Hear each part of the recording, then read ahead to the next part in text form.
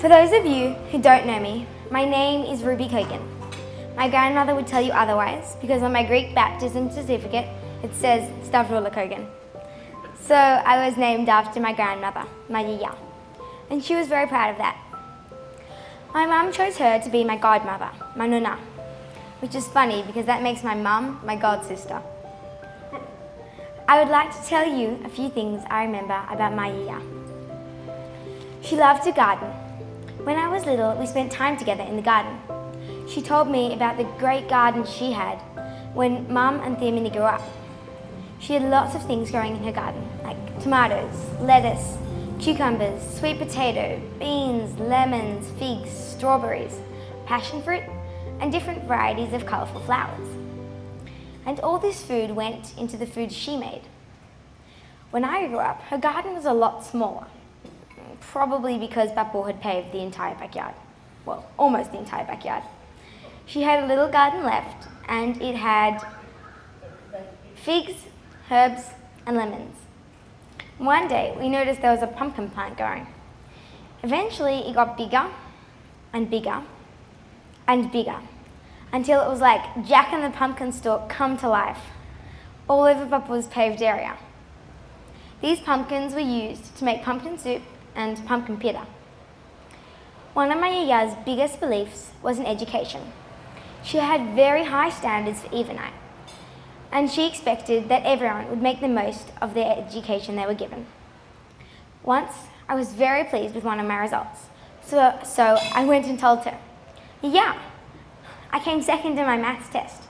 And she'd be like, "Doesn't matter, Stavroula, you can try better next time."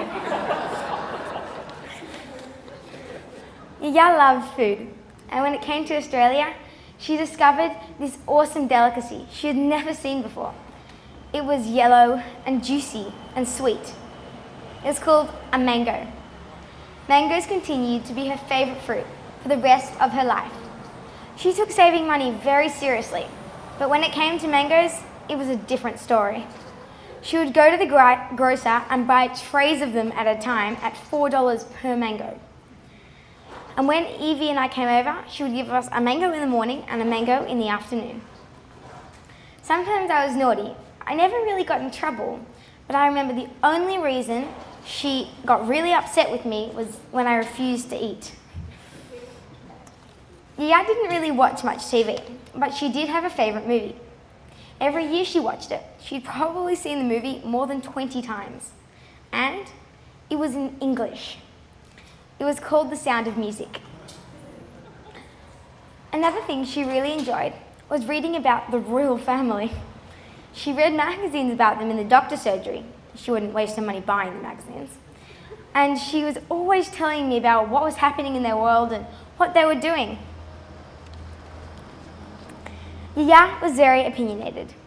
If you were on the receiving end of one of Yiayia's opinions or pieces of advice, it meant she cared about you. I guess that means she really cared about my dad. She knew a lot of people and she was kind to every person she met. She always had a good conversation, no matter which language they spoke or where they came from. Yiayia loved helping Evie and I. Every year, my school hosted a book week parade. And one year, I decided that I wanted to be the flying carpet from Aladdin. We went and bought carpet from Bunnings, and then we had to cut a hole in the head and sew the sides together and add gold tassels. And because my mum is a hopeless sewer, sorry mum, we went to Yiayia. She took time out of her busy schedule of cooking, cleaning and feeding us to make the most flawless handmade costume you have ever seen. She had it all done perfectly the next day, and I had the best costume out of the entire of you two. Yiayia was very appreciative of where she lived, and she loved going to Maroubra Beach. When my mum and Theomini were very little, the entire extended family, all the cousins, uncles and aunties, would go to Maroubra Beach.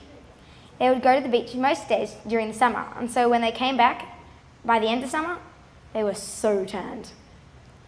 Yiayia loved her family and friends, and enjoyed hearing about what was going on in their lives. She loved her long chats, She will be watching over us and listening to our stories in heaven. I'm grateful to have had my grandmother in my life. She was a beautiful, kind, talented person. I'm missing you already, Yiayia. I love you.